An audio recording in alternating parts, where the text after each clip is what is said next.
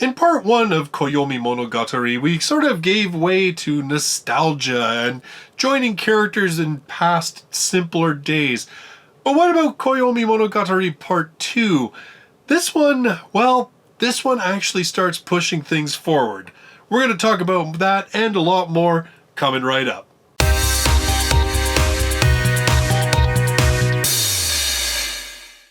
Hello everybody and welcome to this light novel review. I'm Justus and my channel is all about light novels, reviews like this one, news, and it's also the home of the Light Novel Podcast. So if you love light novels or maybe you're just starting to get interested in them, make sure you hit that subscribe button and the notification bell so you don't miss any of my future light novel content. In this video I'm going to be reviewing volume number 2 of Koyomimonogatari. This one released in English by Vertical with a translation by Daniel Joseph. It's written by Nisioisin with artwork by Vofan. If you'd like to pick up your own copy, I've got links in the description down below. Now, of course, this is the second part of Koyomimonogatari, which originally was released as a single big honkin' chunk of a volume in Japan, but when it was released here in English, Vertical ended up splitting it in half. So we had 6 stories in the first half, 6 in this half. It actually ends up being pretty interesting because this volume has a very different feel to it, and it's mainly because of the timeline that it's set in. Let's talk a little bit about that. Where volume 1, I will admit, at times was almost tedious to get through. It was, you know, as much as it was nice, it had some nice character moments, and it was a little bit of nostalgia as we saw characters in ways that we haven't seen them in quite some time.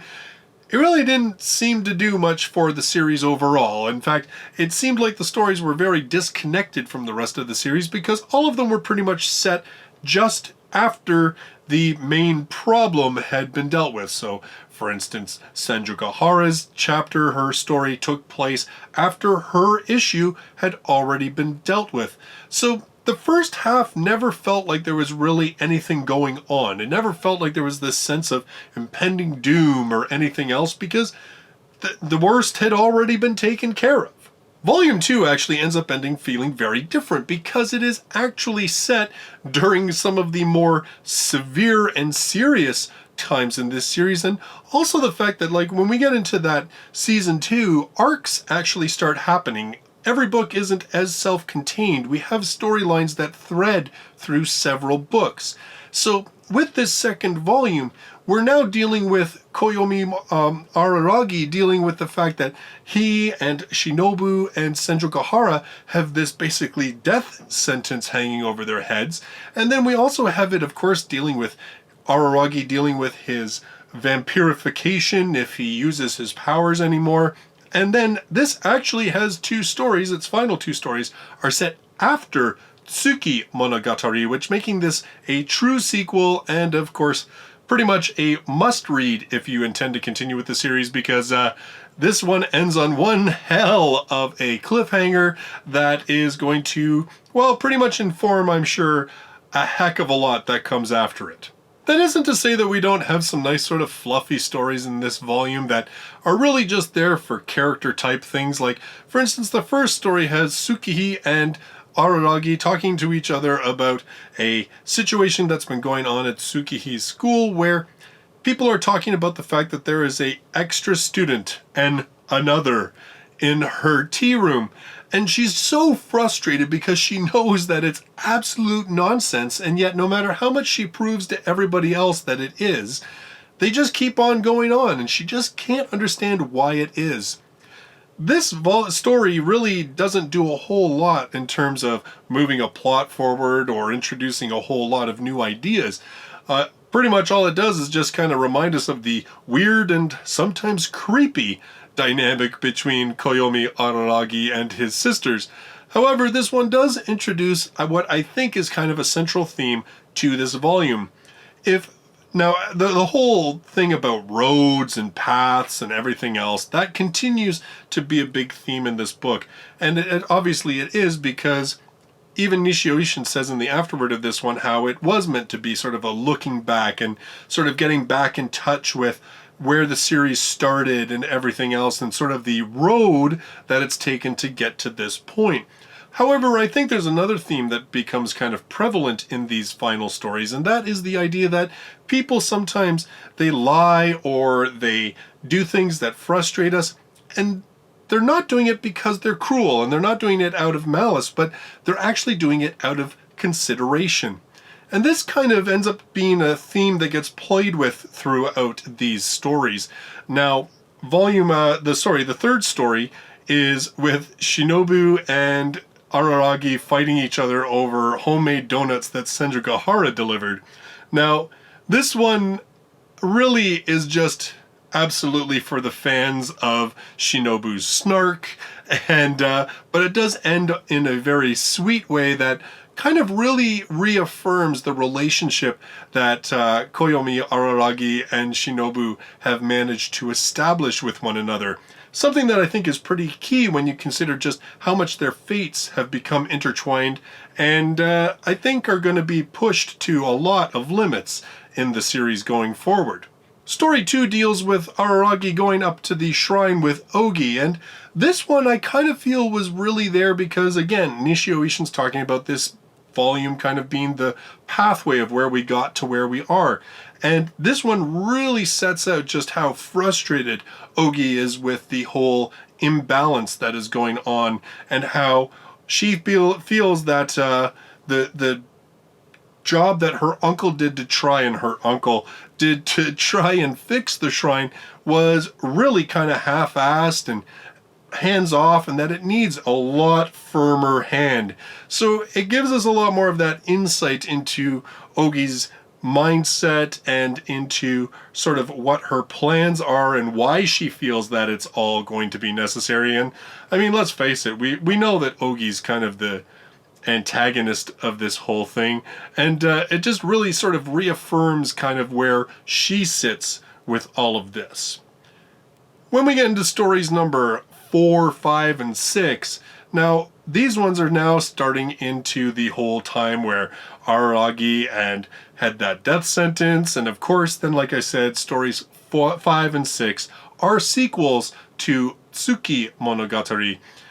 Story number 4, kind of fluffy, but it also kind of gives us an idea of Koyomi's mindset, because of course, you know, he's got all this pressure going on, exams coming up. He knows that if they can't figure out this whole situation, that he and Shinobu and Senjugahara could be dead in just a short time. So it's kind of interesting because it does give you a little insight into his state of mind, because if you remember, he was not the narrator of the story of Koyomimonogatari when most of this was going on. Finally, stories 5 and 6, like I said, they are a sequel to Tsukimonogatari, and they are really the primary reason that you need to read Koyomimonogatari. Do you need to read both volumes? Leave that up to you. If you're a fan of the series, I'd say they're definitely fun to check out, but as a must-read, I don't really think it's an absolute must-read. These two stories certainly are, because they do set up a lot. The 5th story has him seeking out Kagenui to see how he can learn how to fight like she does, because, well, he can't really defend himself using the whole vampire power thing anymore. But really, this one is also mostly about him trying to find out about her relationship with Yotsuki, because he realizes that that is a relationship between a human and an aberration, something that of course is becoming increasingly important to Araragi as he goes along.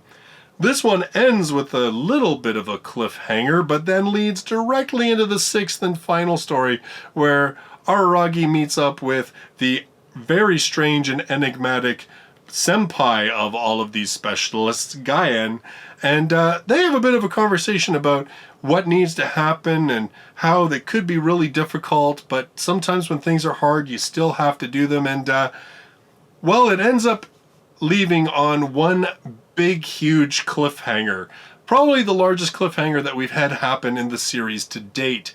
I will say that often when I finish reading a volume of Monogatari, I'm pretty content just to put it down and I'll pick up the other one eventually, kind of thing. But this one just kind of really crystallized for me in a lot of ways why I enjoy the series, and really sort of made me go, man, I'm looking forward to seeing what happens next because of this very bold change and cliffhanger that this one leaves off on. Overall, volume number 2 of Koyomimonogatari is a decent volume of the Monogatari series. It obviously starts off with a little bit of fluff, but that fluff does, as I say, have something to do with the overall themes that keep getting played with and addressed as the book goes on. And it does have much more of a forward drive to it. If volume number 1 of Koyomimonogatari was about looking to the past and the nostalgia of the past, this one is starting to change that journey. The journey's no longer just kind of sauntering through the past, it's now driving itself forward to a place. It has a destination. Because of all of the stuff that's going on during this time period, the volume seems a little bit more somber and has a little bit more of a serious tone to it. And you can sort of sense that impending doom that hangs over a lot of the book, even when it is being a little fluffier. All in all, like I said, the Koyomimonogatari volumes 1 and 2, they are an enjoyable read if you're a fan and you really just love seeing these characters interact with one another. However, if you are a person that has enjoyed the series for the more story elements of it, you'll probably find a lot more enjoyment in this second part of the book because it is much more concerned with touching base with the main series and driving that main series forward. Overall, like I said, it's a pretty decent one. I would say if you combine these both into a single volume, Koyomimonogatari, it's probably one of the weaker of the series because there is so much disconnect between each of the stories and because it's not really doing a lot to push the characters forward in their development and in their relationships. It's really just kind of reaffirming those relationships. However, overall, it's still a decent read, and like I said, the way this one ends and this particular volume makes it pretty much a must-read for moving forward in the series.